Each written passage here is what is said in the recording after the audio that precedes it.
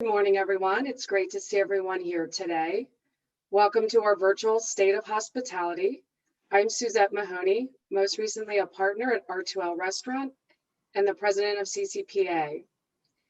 CCPA is an intimate and diverse group of business owners, executives, and managers looking to build relationships and offer each other meaningful resources. We take pride in bringing you unparalleled access to speakers, decision makers, and leaders who are shaping Center City. We keep our members and guests informed about business challenges and opportunities in Philadelphia and help them become Center City smart. When COVID-19 first began, it took a while to fully understand the impact it would have on our city. We were not ready for, nor ever expected, a pandemic. Today, restaurants are at limited capacity or remain closed, hotel occupancy is minimal, and travel remains limited. The impact on events and conventions has been more significant than any of us could have imagined. And the industry that has been hit the hardest and the effects of which have been the most devastating to our city is hospitality and tourism. As we figure out how to help Philadelphia's business community overcome the challenges that lie ahead, we want to assure our members and guests that we will be with you every step of the way, but we can't do that without addressing the devastating impact that canceled conventions and lack of tourism will have on our people, our businesses, and our city. Today, we are here to understand what's currently happening in the industry and to get a glimpse of the future. Before we get started, to mention a few of our upcoming events, next Tuesday, we have lunch with the city leaders with Joe Forkin, president of the Delaware River Waterfront Corporation, and Wednesday, please join us for Meet the Developers. You can find a full schedule of our events on centercityproprietors.org. So let's review a few details about today's event. We are recording this so we can share it with everyone afterwards. Please use chat to ask questions, comment, make suggestions, and connect with each other. We will mute everyone to maintain audio and visual controls, but may invite you to unmute at certain times. As a reminder, you are live on video. If you need to take care of business, feel free to turn off your video. Our pre-event music was provided with the kind permission of the Philadelphia Orchestra Association. I'd like to thank CCPA's sustaining sponsor and preferred benefits provider, Michael Gregg of Penworth Financial Services. This series is sponsored by Temple University's School of Sport, Tourism, and Hospitality Management. I would like to introduce Dr. Robert Lee, who is a professor and chair of the Tourism and Hospitality Management Program and director of the U.S. Asia Center for Tourism and Hospitality Research.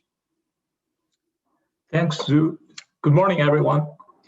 Established in 1998, the School of Sport, Tourism, Hospitality Management at Temple University has a distinguished tradition preparing leaders in the sport, tourism, and hospitality industries.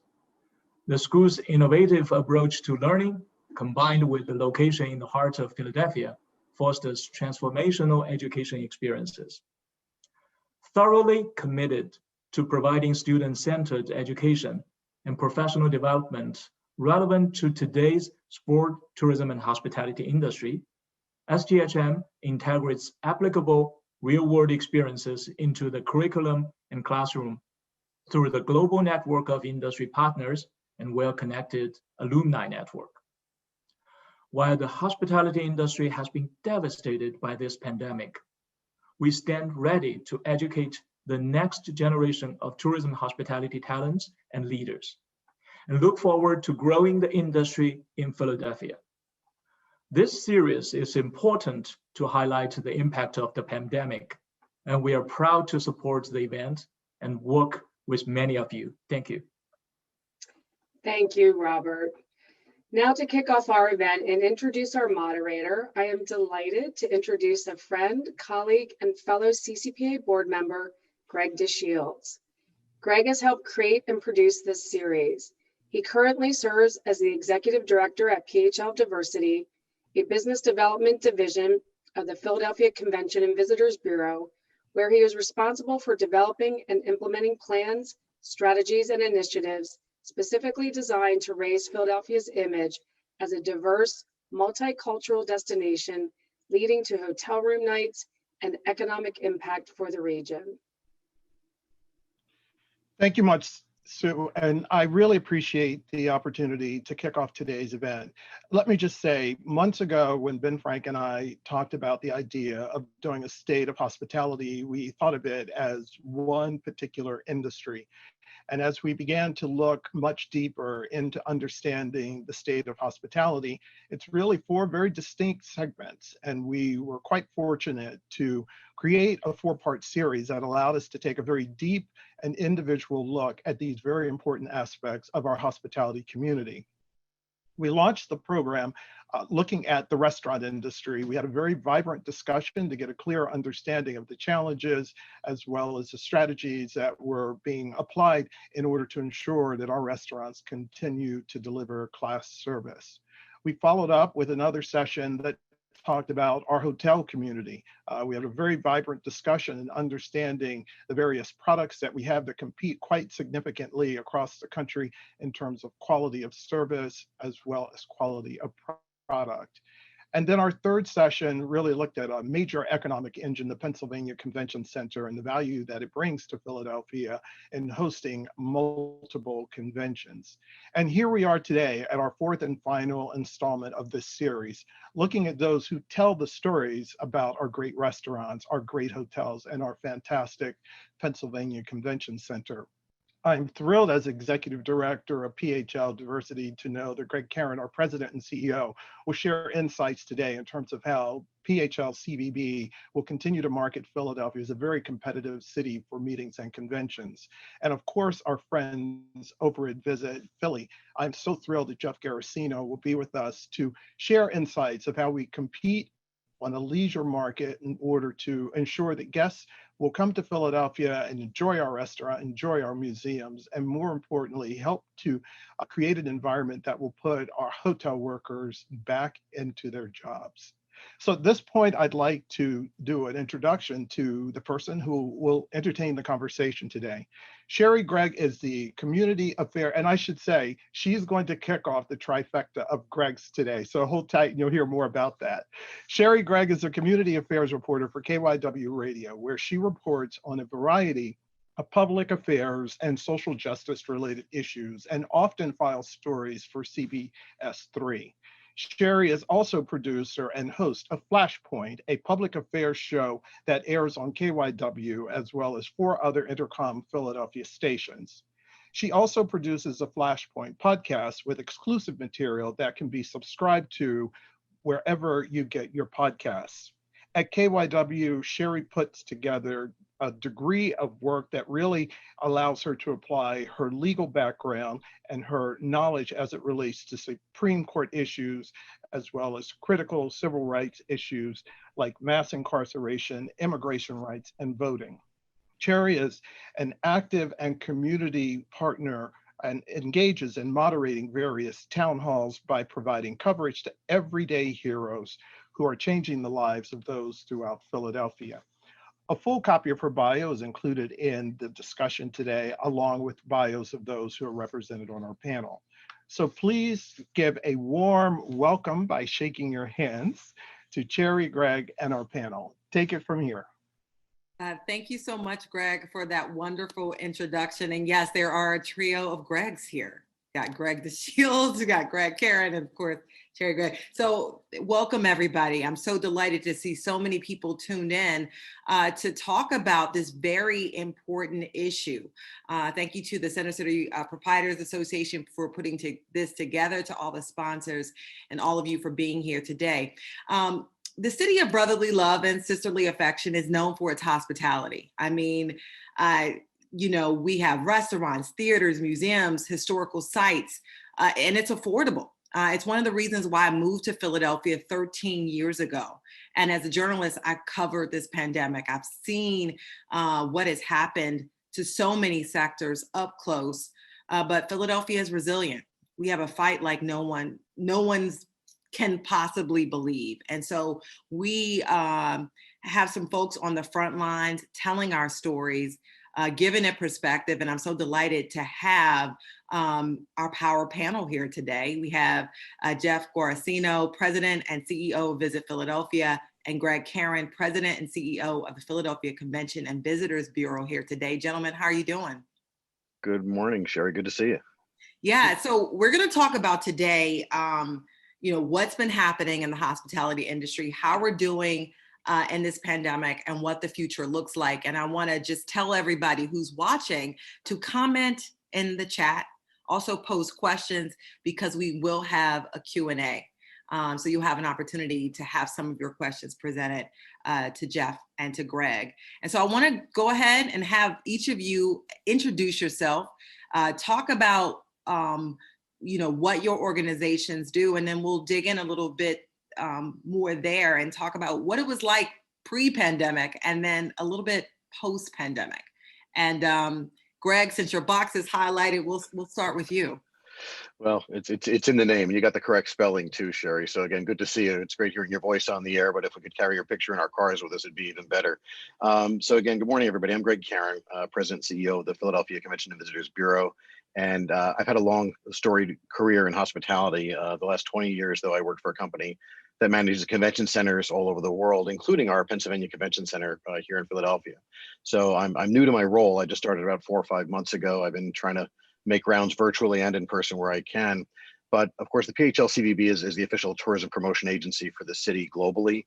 But we're also the primary sales and marketing agency for the Pennsylvania Convention Center. So we collaborate very closely with not only Visit Philadelphia and the airport and all of our hospitality partners throughout Center City, but very much with the Convention Center to create this sort of major destination for meetings, conventions, sporting events, the likes of which have really highlighted Philadelphia's success as a destination for the last 10, 15 years. Wonderful. Thank you for that, Gregg. Jeff, if you could tell us a little bit about Visit Philadelphia for folks who don't know. Yeah. Sure. Visit Philadelphia is the regional tourism marketing corporation to build our image, to generate more leisure travelers to come and just have a great time in the 5-county region. And as Gregg DeShields mentioned earlier, the tourism and hospitality industry is an interconnected industry that touches, as you mentioned, restaurants, private industry like hotels, the Pennsylvania Convention Center, the Philadelphia International Airport, the 5 regional convention and visitors bureaus, us as the Regional Tourism Marketing Corporation. And it's all here to build our image, and it's all here to help tourists discover just how great it is here. And for the last 30 years, I can tell you that when Philadelphia decided, and the Philadelphia region decided to get into the tourism and hospitality industry, that was a very smart move. And the way that we're structured, frankly, is now a competitive advantage, especially in this global disruption of COVID.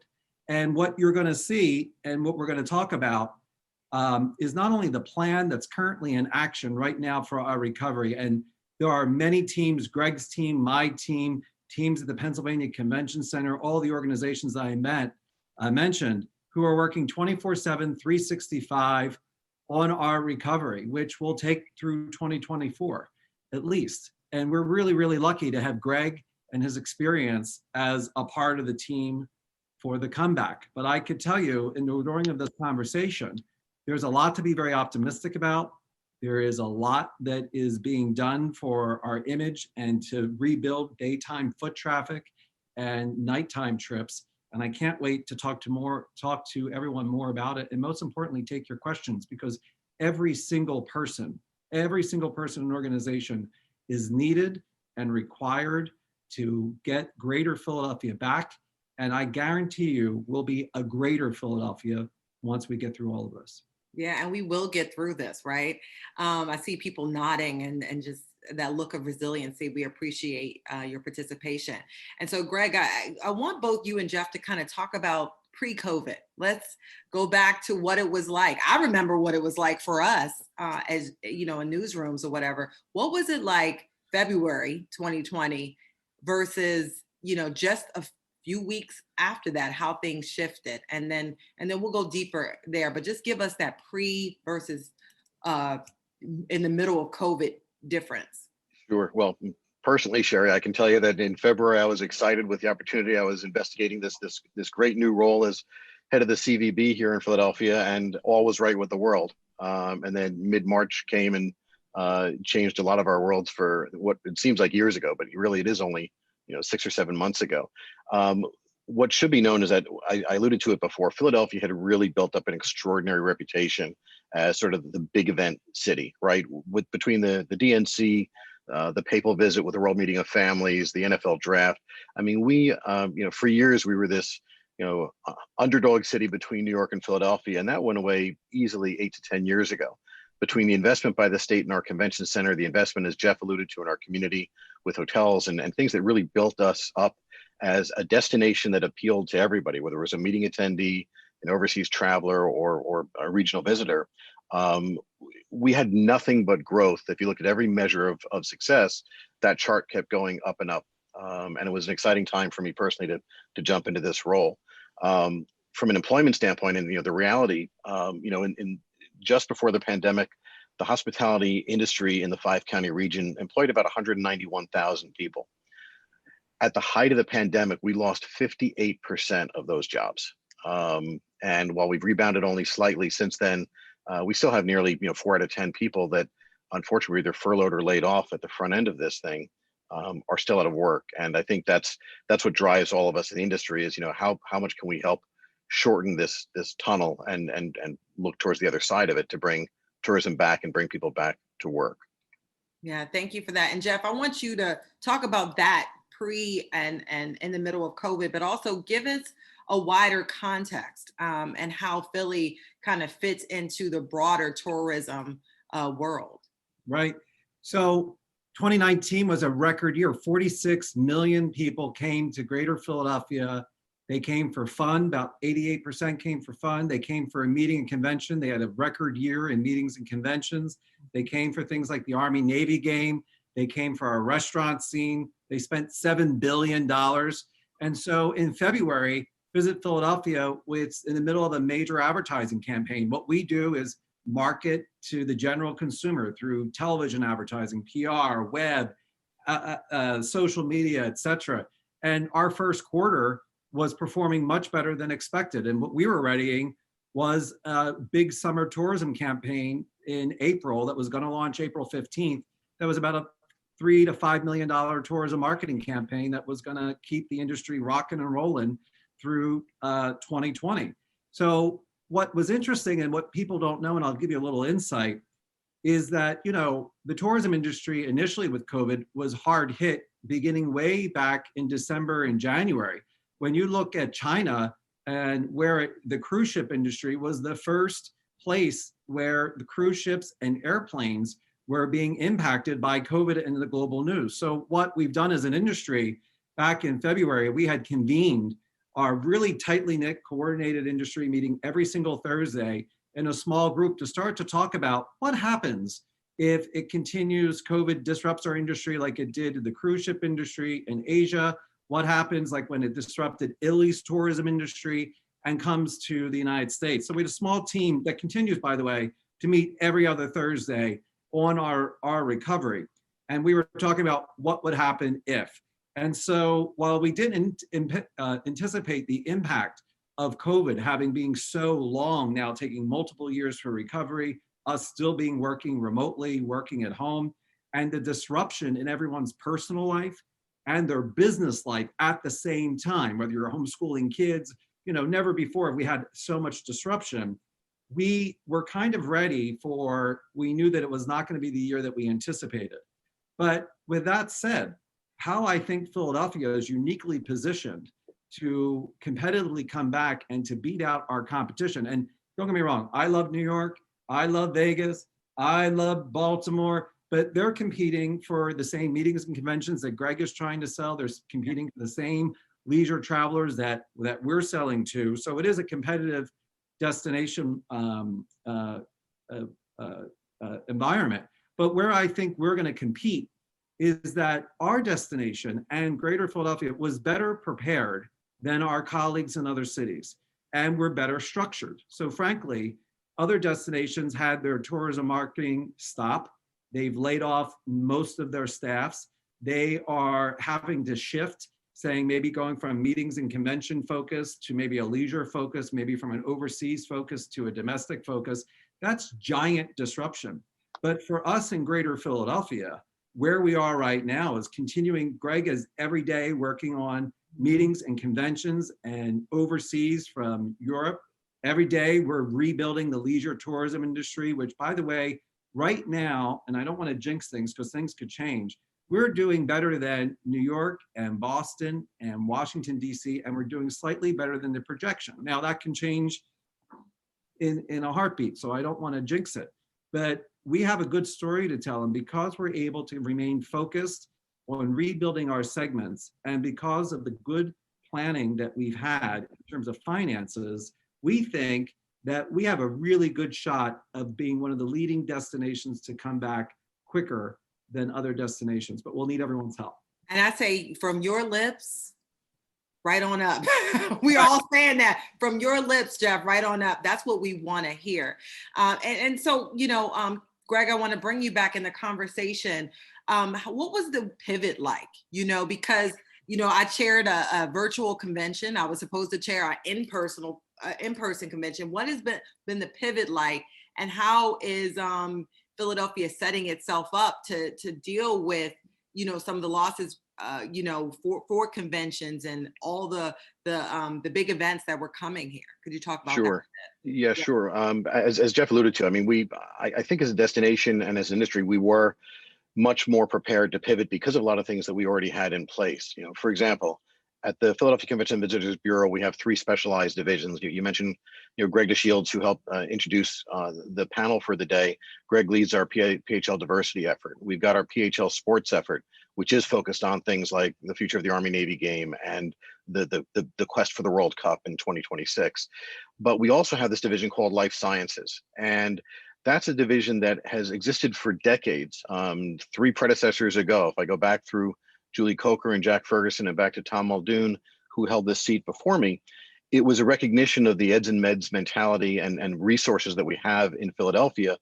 And for the past 20 or 30 years, that life sciences division was set up as a proactive arm to help leverage our life sciences community, the doctors and the hospitals and the research and life sciences industries that really do drive tourism in all its forms.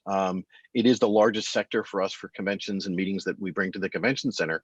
So and by the way, it's a unique division that there is no other convention and visitors bureau in the country that had such, a lot of them have diversity, a lot of them have sports, but life sciences was unique to the PHLCV that did not exist anywhere else.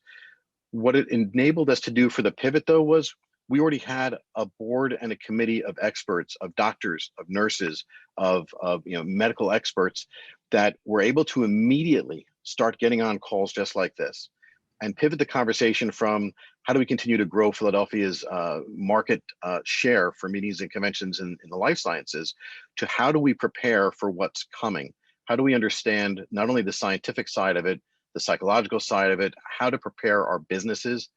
So we immediately did things like creating the PHL Health Pledge, which was a way for all organizations across the city and our tourism ecosystem to sign on and buy in to the things that were going to be needed and are going to be needed for a long time to make consumers and travelers comfortable. All the big hotel chains have their own programs. Our management, the convention center, has their own program, but it is a critical part of what we do to sign everybody up and have everybody committed so that when travelers are comfortable traveling again, they know that you're going to have a clean and healthy and safe environment from arrival through departure. What it also helped us do is really understand the COVID world and the COVID environment.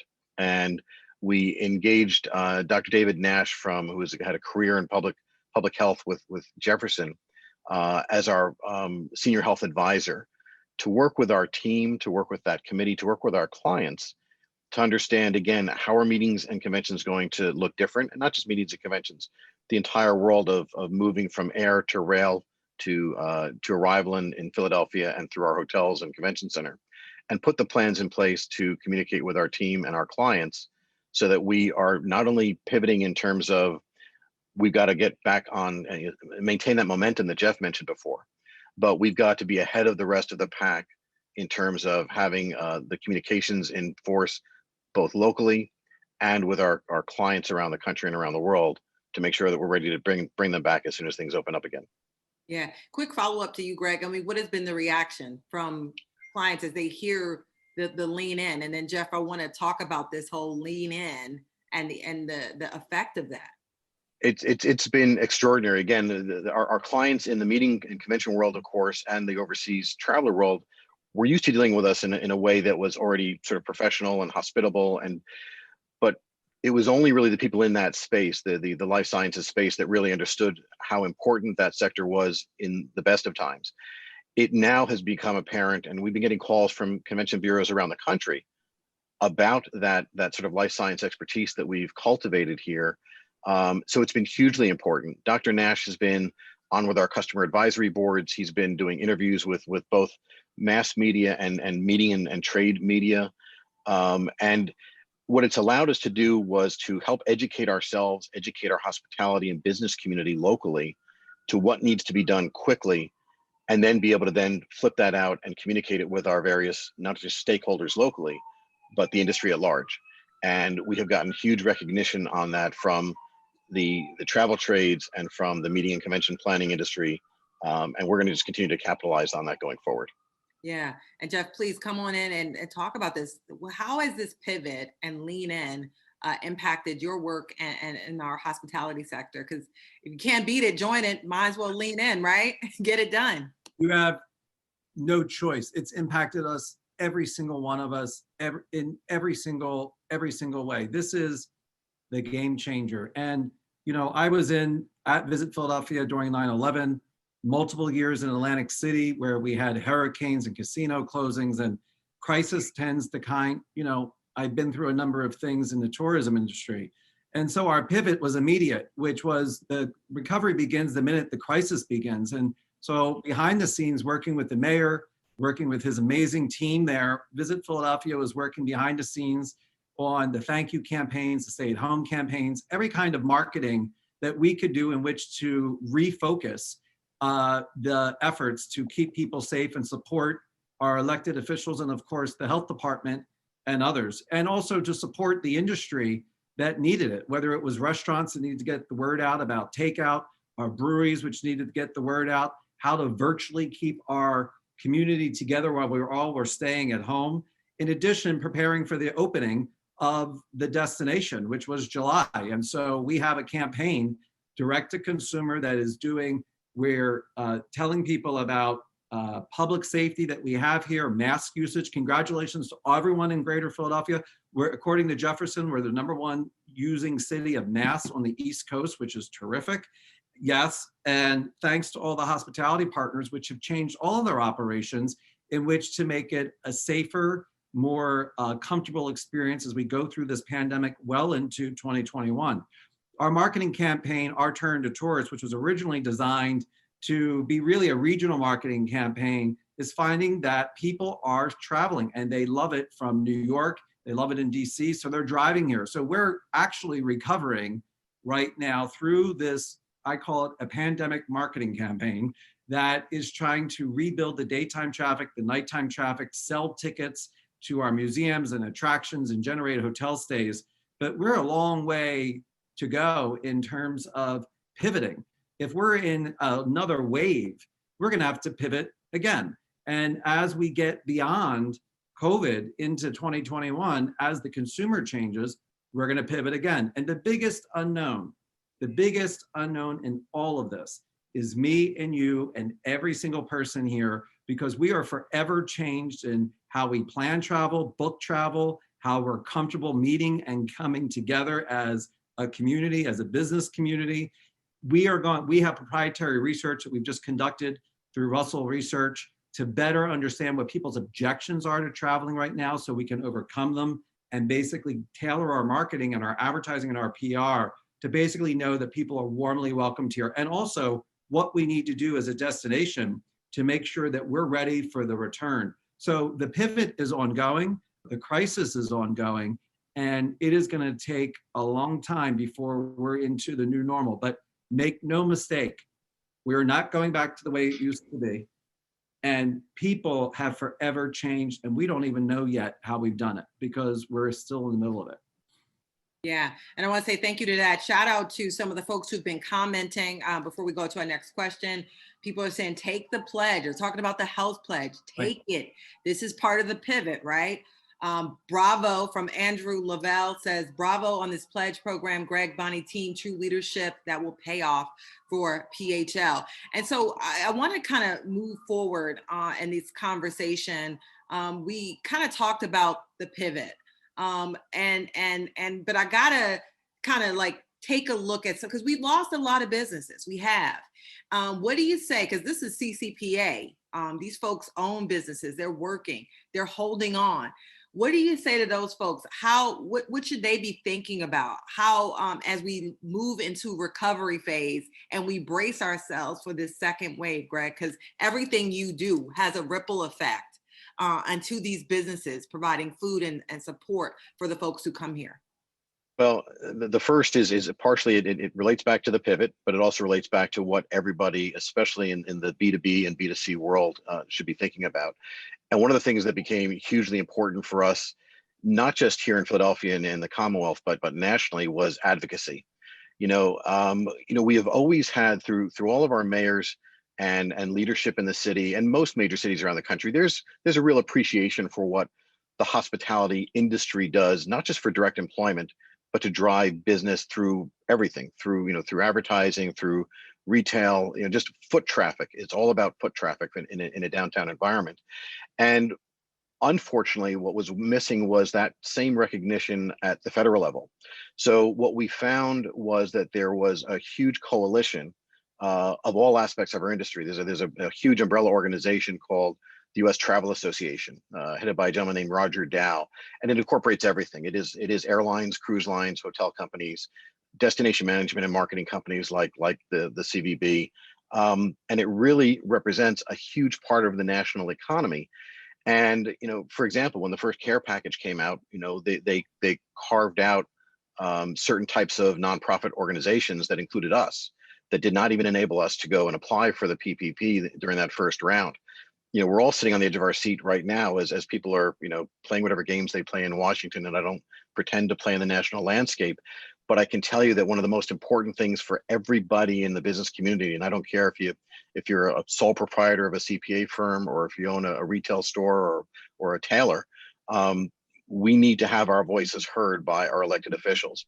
And we've been trying to push it out, both Jeff's and my organizations, to the business community. The chamber's been very engaged. We've had great leadership from Rob Wonderling and from David Cohen and others that are looking at the grand scheme of things.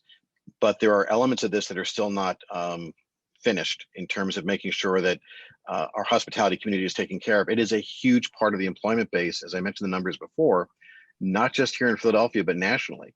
And having that many people out of work from one industry just has this whole, it's a snowball effect on local spending, not just from the tourism that we're missing, but people who can't afford to shop themselves. So I would encourage everybody to keep an eye on any of the action alerts that we try to push out. And if anybody wants, we'll get you some links afterwards about what these efforts are. But we've got to keep pressure on elected officials at the Commonwealth level and certainly at the national level, because right now we've got too many people that are still out of work and small businesses that are on the brink. And again, I know that hurts because we have them, probably some of them on the phone or on this webinar. We have got to keep that pressure on to get that relief and help get us through this thing. And please jump in, Jeff. Yeah. I'm sorry. I would add that without the members of CCP and those businesses and every business, we don't have a product. I can't market Greater Philadelphia without the restaurants, the retail, the shopping, the attractions, the events, the festivals. Gregg and his team can't sell a convention or a meeting to come to Philadelphia without the product. And every single business has been impacted in some way, most of it very negatively. Our businesses too, as Gregg's talked about, unemployment, decreased revenues, challenges in converting the business. And so we don't have a recovery without the rolling up the sleeves of every business of CCP and all the people who are reconfiguring and building outdoor dining and doing social distancing and trying to figure out how do we survive in this period of time. And we'll get through this. We will get through this. But also the opportunity that I'm excited about is what can we do to better greater Philadelphia coming out of this? When I think about the Black and Brown Business Initiative that we're about to launch, in terms of it's not just support Black and Brown businesses, it's by Black and Brown businesses. And no matter who you are, where you're from, what color you are, your money is green. And during the retail and the important fourth quarter and shopping, we want people to go and support our friends and neighbors who are opening their businesses of their dreams on our neighborhood corridors. And we can all take action in some small way. You are all part of associations in some way. You can talk to your associations and say, hey, why don't you come to Philadelphia as a part of our recovery? We all can do something. And the most important thing that we have to do is make sure that Philadelphia remains the Philadelphia with the love, the grit, the determination, and the authenticity that is what we sell every single day.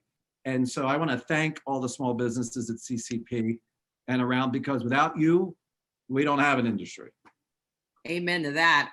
And thanks to everybody for holding on, because I know it's been tough for a lot of us. And so let's talk about timing and future, right? Any predictions here? I mean, every time we think we know, we don't know, right? And this uncertainty is part of the challenge. But if you were to try to get a timeline, what do we do short term? What do we do long term? And what do you think the industry will look like? And of course, we'll give you some leeway here because we don't know what could possibly happen. But give people some vision here. Jeff, I'll throw to you first. I mean, I think Jeff and I sort of complement each other because there's a short to medium term play that is more in Jeff's world, and a medium to longer term play that's in my world. So Jeff, why don't you get it first? We win. We come out better. We're going to survive. We're Philly. We will come out of this if we come out together, if we collaborate together, if we unify and say, this is really important to us. And this is not us against them. It's about how do we all support each other in kindness and compassion and hard work, and we'll get through there. Now, there's going to be sacrifice. There is going to be disappointment. We're going to lose more businesses, and that's a terrible thing.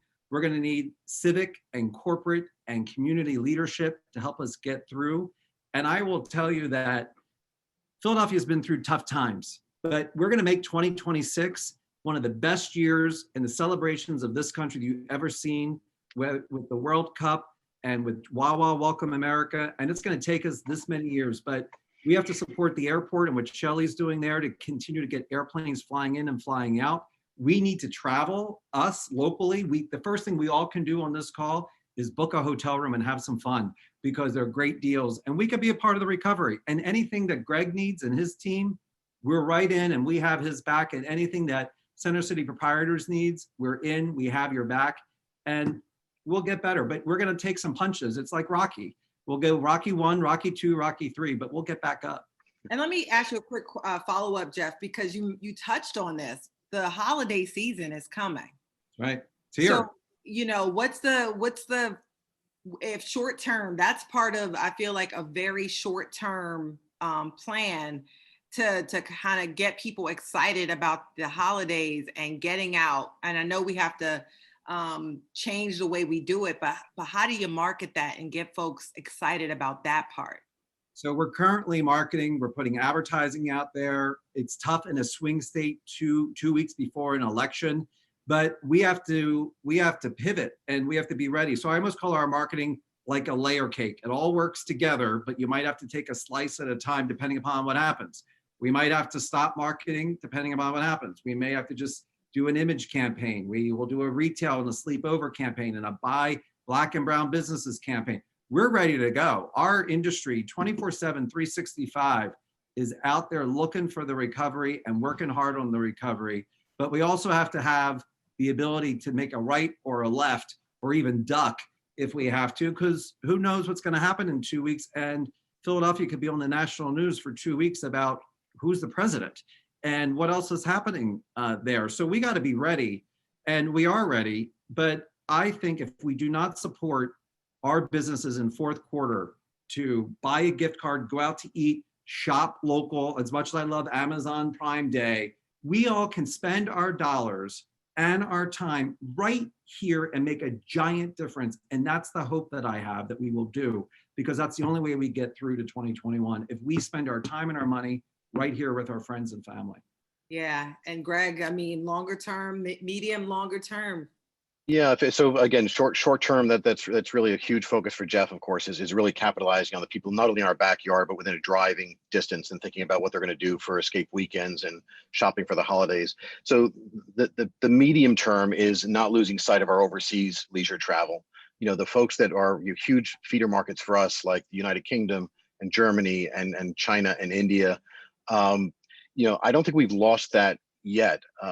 Again, I think that's the midterm, because normally, of course, international leisure is a longer term decision, but I think the current environment is going to force that to be shorter term decisions. We've been talking a lot to our in-market agencies and we have offices in all these countries that work within the local market, within the local language and advertising, to promote tour packages and individual leisure from Europe and Asia.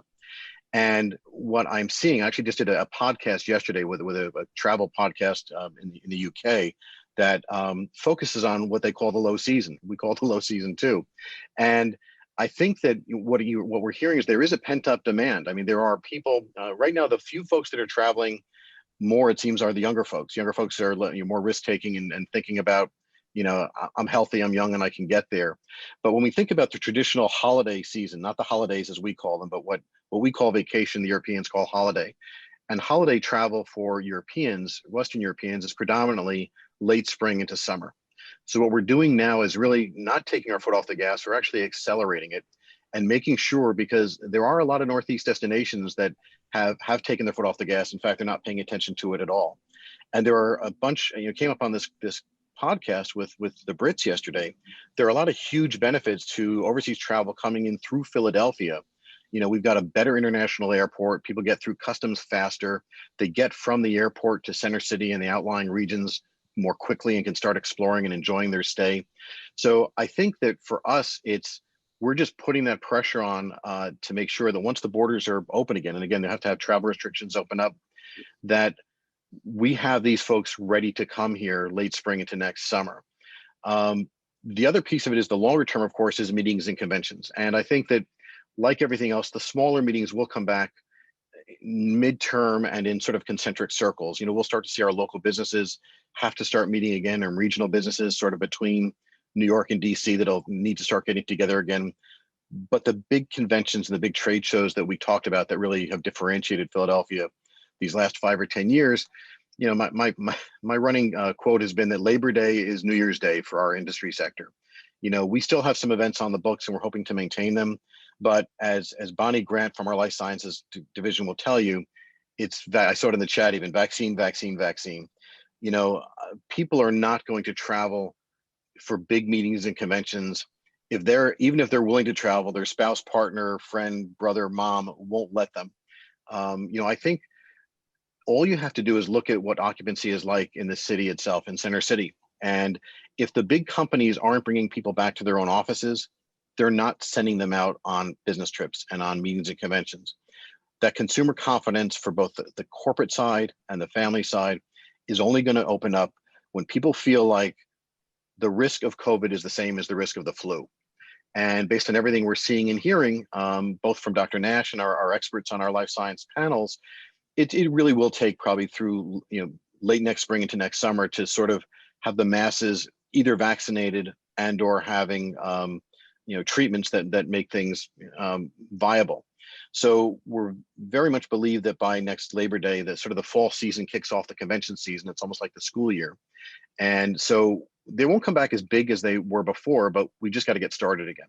So for meetings and conventions, we're doing the same thing. We're staying in touch with our national clients.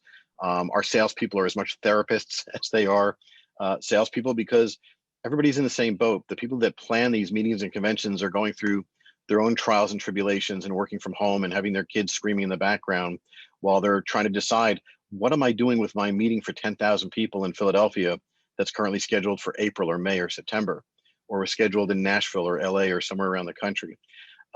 So our job is to circle back and again, help walk them through the process and go back to that health pledge and all the things that we've put in place as a destination so that they know that Philadelphia, and John McNichol could at the convention center could tell you a million things that we've done at this convention center in terms of air circulation and filtration and ultraviolet lighting underneath where when the handrails of the escalator go where you can't see them, they're degermified. It's a very highly technical term. Dr. Nash is laughing somewhere.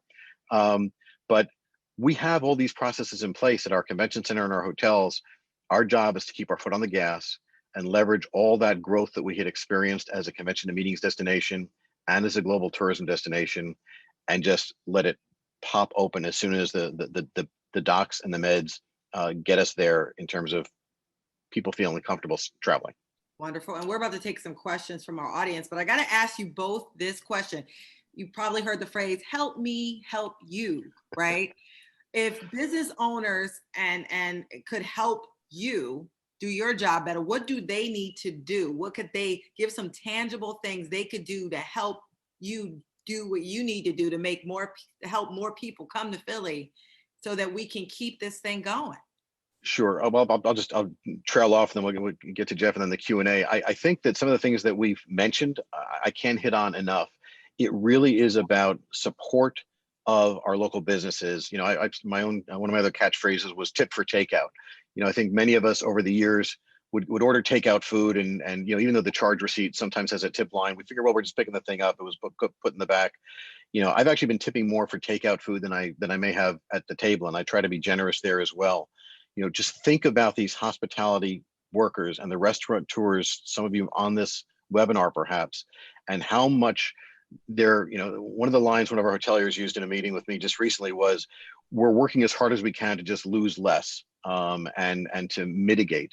And I think our restaurateurs, whether it's the big multi-restaurant owners or the sole proprietors of just one pub, we've got to support that business and the people that work there first and foremost. We have also got to support these advocacy efforts and make sure that leadership at the city, Commonwealth, and national level are supporting our sector. Because again, Ben is very quick to remind me that the people that are active in this organization aren't all in our industry. But even if you're a law firm, you may be a law firm that handles restaurants or hotels. You may be an accounting firm that does the same. There is a cycle to our economy that most of you understand very clearly, that whether everything that Jeff and I are talking about directly impacts you, there's no question that it impacts our economy as a city. And at the end of the day, it then becomes tax, employment numbers and tax revenues to the city, which then translates into public services, which affects everybody. So we have got to support each other in business, but we've got to support each other with government leadership. The docs have got to do their job and make sure they're making very difficult decisions. And I'm talking about the city and the state. And I know people get frustrated with that, but we've got to respect that and just work with them and educate them as best we can about what we're doing to make things safe for people to move about. I would say I support everything Gregg has said. We need you to be vocal about the industry. I'd also say that I'm very, very optimistic, but success is not guaranteed. And we need to know that we have lots of competition of other cities who want jobs, tax revenue, tourists, conventions. And we need to be mindful that this is a long marathon. We're talking recovery through 2024. This is not tomorrow and flip a switch. So our biggest thing is know that we need your voice. Second, know that we have your back. And for Visit Philadelphia, reach out to us. Use the terms our turn to tourist. Use your social media channels. Invite your friends and family to come visit you. Put them in a hotel, get them off your sofa. Be sure to tell people that Philly is vibrant, that every one of us, I'm born and raised in Philly, right? This is our city. Cherri, you came here, you love the city. We hope you never leave the city. And we're all a part of building civic pride. We're all a part of building the business. And we got to give people the reassurance that they're welcomed here, they're loved here. Come to our website, see all the research. We put our research out at visitphilly.com/research. Reach out to us if you have a product or service, or if you have an idea that we can use in our marketing. We love great ideas because we need everyone's help. And also be sure to say, that you're a champion of tourism and hospitality, because it is a fun industry, but you could see what happens when we have a government shutdown or 9/11 or COVID. Our friends and neighbors are out of work. And these are great jobs. These are jobs that pay healthcare. These are jobs that pay a family living wage. And these are people who necessarily don't have a big giant voice to call KYW News Radio and say, hey, I don't have a job. So we all know someone in the hospitality industry. And my mom was a single mom raising 2 kids. And how I got to be president and CEO of Visit Philadelphia is that she worked really hard down at Atlantic City casinos. And they, as she said, paid her like a man. And back in the 1980s, and I went to community college and got myself from community college to Rowan University. And now I'm sitting here with Gregg and this incredible industry to try to put more people back to work. So it's personal. So I ask everyone to make it personal and reach out to us with some great ideas, because Philly's going to win, but it's going to take rolling up our sleeves. So we're with you. Amen to that. And so let me go to some of these questions. And Wendy Verna has asked the question, what is Philadelphia planning on offering our visitors to use to keep them safe and informed once they are here? And she says, we can ask them to come, but what tools and platforms are we able to use to keep them informed of openings, closings, modifications, restrictions, etc.? She says that she doesn't see other cities offering those tools, and it would be great if Philadelphia was able to differentiate themselves in this way. Any thoughts on that? Gregg, can I jump in? Because you don't even Sure. know yet. I'm so excited. The Independence Visitor Center, let me tell you, we're bringing back the telephone. Call the Visitor Center for free, 9 a.m. to 9 p.m., 7 days a week. They will answer every question you have. They will plan your trip. You can go to our website, social media, to the city, like what's open, what's closed. But what I love about the Visitor Center program is that you can have a real live human being who loves the city, who knows everything that it is, and will just pick up the phone and go old school, right? You don't even have to know how to tweet. And so we're going to announce that. In addition to, we have some really great initiatives that are underway that we haven't announced yet to make the visitor feel empowered, right? It's all about them. The biggest mistake our industry can make is make it about us. We're in the people business. So all those ideas about how to make you feel safe and feel comfortable and make you feel welcomed in a city of brotherly love and sisterly affection, that's our job. So there's some good things coming up, and some of it's just as easy as picking up the phone, and thank God for the Visitor Center. Yeah. And Cherri, the only thing I would add is that, again, I alluded to before, all of our players across the system have all put policies and processes in place. I talked about the convention center, the hotels all have these national programs. American Airlines does, Shelley does at the airport. And what we're trying to do is push that out through our social media. And again, things like that PHL Health Pledge that I mentioned before is an affirmation of that. So if we continue, and I know Jeff pushes out a lot of social media as well, a lot of communications through the website and Twitter and the rest of the social. It's got to be people knowing that they're comfortable and they're going to be communicated with, and that the processes are in place when they get here. Yeah, and you can find the health pledge at discoverphl.com. Take the pledge. And another question is for a training program like the Hospitality Training Institute at Philadelphia OIC. How can the industry help provide hands-on training experiences? People want to also make sure that hospitality is still viewed as a career, and that people, they don't lose future workers during this period. Any thoughts on that? Yeah, I think the most important thing to remember about that industry, and as Jeff pointed out very eloquently, it is an industry that does support livelihoods and families, and it is also one of the few careers that you can start out at almost any entry-level position, either right out of high school, right out of community college, right out of four-year college. Doesn't matter if you work at a front desk or as a server or as a cook. And if you fast forward, for the lifetime in a career, a lot of our colleagues, a lot of us started that way. And it's incredible when you look at the fact that people in those positions don't have to always be a desk clerk or a server or a cook. And the cross training is there in certainly the big box hotels and the chains. And it's going to be very, very important for people to be also flexible about how they go back to work and what opportunities they look at. But I've told everybody from people that are either out of work and also recent grads from, whether it's from Temple or other universities, just be flexible and get yourself in. But the hospitality industry is one industry where you can go from a desk clerk to a CEO, or a desk clerk to a general manager or a vice president. And it's that on the job experience will lead your path to as far as you want to take it. Yeah, don't give up on the hospitality industry. And Cherri, one thing I have on that, I'm sorry to interrupt. Visit philly.com/jobs. One of the things that my team came up with, I was so proud of them, was every job that's open in the hospitality industry, you go to visitphilly.com/job, you can find it in one-stop shop. You can apply for it. You can figure out where to go, and there are open jobs.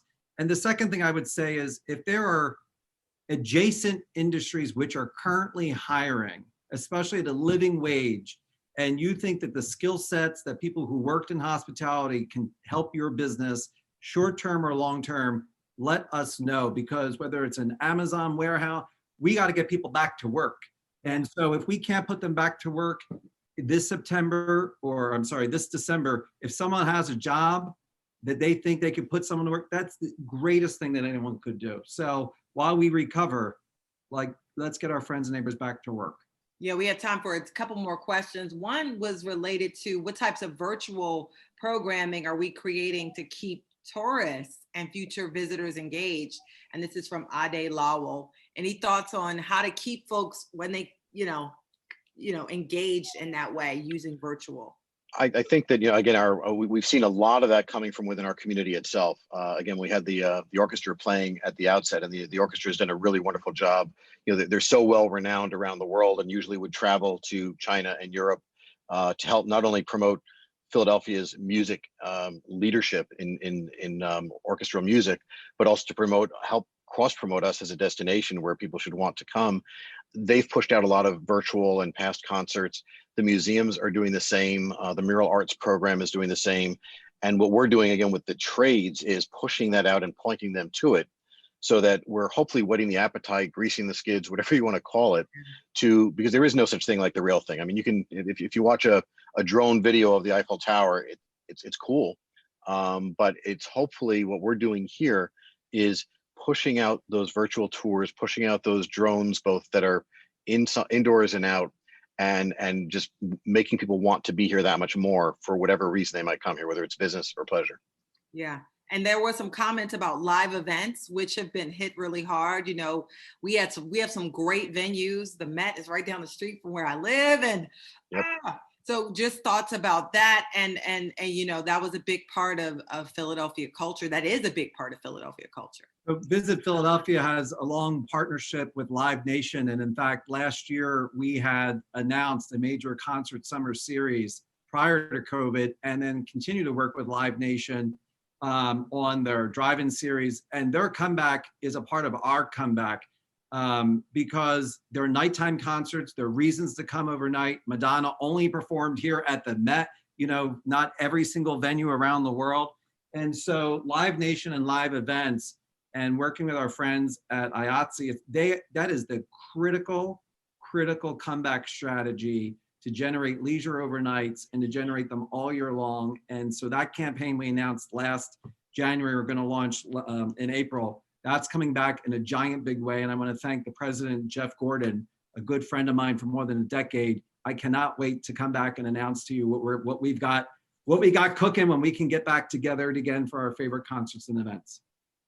Wonderful. And I know that we're going to allow folks to stay here and to network a bit once this portion of our program is over. But I got to give a couple comments from the folks in the audience. Ade said, with all the uncertainty that exists, we need to remain optimistic. I love the optimism I am hearing. We needed that. So you guys are literally giving and breathing life into folks right now. So thank you, Jeff and Gregg. Another person, Carol Felton, says, I feel that not only, that we should stress buy local, but shop local, thanks local, and underscore how meaningful it is to buy small little gifts to thank those who are in our community. This can serve as a gateway to overcome anxiety, to resume shopping local when buying bigger items is not the issue. The burbs need help too. So Amen. this is like just shopping, what you were saying, Jeff, and what you were saying, all of these little things. It's almost like it's therapy to our people. It's like literally therapy. Final comments. The people have jobs available at Jenkintown. So many people are just happy. I want you all to give that final pitch, because both of you are closers. I know this about you both. You know how to close a deal. So I want you to give some final remarks as we, just to give people that hope that to hang on, because we can get through this. Well, again, I'll echo how Jeff opened things up. We as a city and a country have been through it all. There is a tunnel. It's just a question of how long it is, and it's our job to help accelerate both the length of the tunnel as much as we can and how quickly we come out of it. But it is a city that is gritty and embracing all at the same time.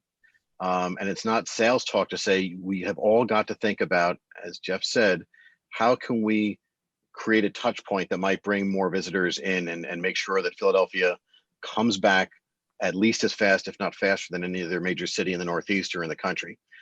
Everybody's a member of some organization, whether it's a fraternal or a social or a professional. Call your organizations and see where their next major convention is going, or what the next available year is for that convention. Every one of you is an ambassador for tourism, whether it's for big events or families of four to come here, and think about your touch points, both professionally and personally, to help feed our efforts. And if you think you might have an idea and you're just not sure where to go with it, just call us. We'll dub you an ambassador and give you the tools and really do the heavy lifting if you can help make the introductions. I just say, Cherri, that cities are just concrete and glass. It's the people, and every one of us on this call is empowered to fuel our recovery through collaboration. And I know times are tough. I know money is tough. I know the stakes are really high, and all of us personally or professionally in some way are suffering and have suffered loss. But we can rise up and we can collaborate and lock some arms, and we'll fight. We're Philly, that's okay. We can fight how to get there, as long as we're fighting on how to make it better and collaborate, because we don't want to lose out, because everyone else is trying to do the same thing. So I would just say, let's rise up and collaborate, and let's get the job done. Wonderful. Thank you both, Gregg, Caren, Jeff Guaracino. Take the pledge, everybody. discoverphl.com. You can find it. Check out, jobs, visit philly.com/jobs if you know people, because this is going to come back. And also buy local, support a business, support each other, and tip folks. I have been doing that too, Gregg. And tip for takeout. Yes, tip for takeout. And so thank you, everybody, for being here, and please hang around.